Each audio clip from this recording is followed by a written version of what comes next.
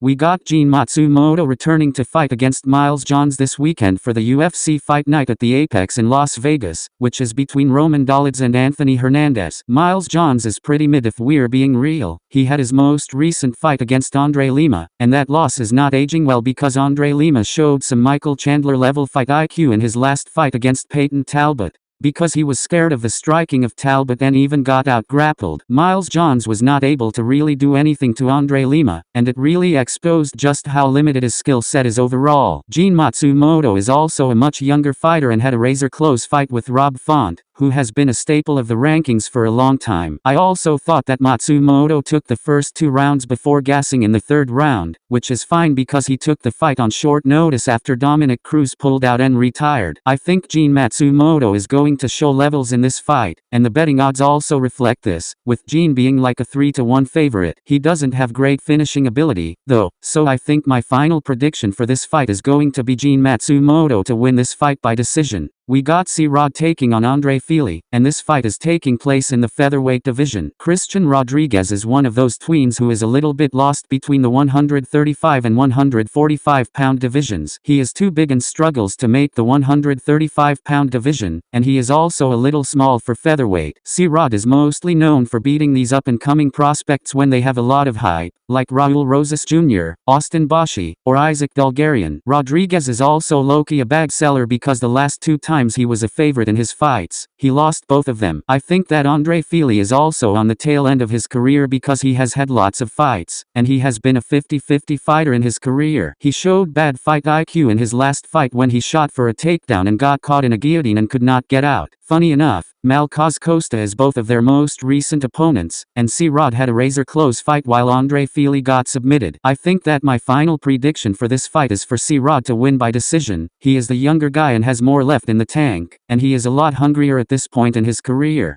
We've got Jasmine Lucindo taking on Angela Hill, and I'm going to be honest, I'm not very excited for this fight, and I'm going to make this prediction a little quicker than others. Jasmine Lucindo had a pretty disappointing fight last time out against Amanda Lemos. Jasmine Lucindo is also only 23 years old, so she has some potential, but she is a very raw prospect, and I think they rushed her towards the top a little too quickly. She is fighting against Angela Hill, who is old enough to be her mom, basically because she is like 40 years old and has always been somewhat competitive with everybody, but has never gotten over the hump and has been a gatekeeper to the rankings mostly. A 13-14 record is not great, and she does not have a size advantage over anyone in her division, so speed is becoming an increasing factor as someone ages over time. I think Jasmine Lucindo is going to beat Angela Hill pretty easily in this fight, but Angela Hill will probably still make it go to a decision because that's what she does. So Jasmine Lucindo by decision. Here we go. We have Steve Astro Boy Herzog returning after coming off 3 successive losses, and he is taking a big step down in competition, taking on Ode Osborne, who is coming in on short notice. I'm a lot more lenient on the 3-fight loss streak of Steve Herzog because in each of his 3 losses, he was fighting the top contenders in the division, whether it was the champ, the #1 contender, or a former champ. So, it's good to see that they won't force him into another, but they were still going to match him with Alex Perez, who is above Herzog in the rankings. Ode Osborne is stepping in on short notice because the original replacement for Perez was Park, who just filled in on short notice for the main event against Tatsuro Taira. Ode Osborne is a very athletic fighter for the flyweight division and is extremely explosive, but the problem is that he has a weak chin and is not the greatest fighter in terms of skill. He might be able to land a couple of things early, but eventually Herzog will find his rhythm and will pick apart Osborne. The final prediction for this fight is going to be Steve Herzog to win this fight by 2nd round TKO because he will find a clean shot as Ode Osborne gasses and loses his explosiveness. We have a very interesting stylistic matchup between Dolidze and Anthony Hernandez. Anthony Hernandez is a pressure wrestler who punishes his opponents with his endless amounts of cardio. His endless cardio is really crazy to see because he is moving like guys like Merab,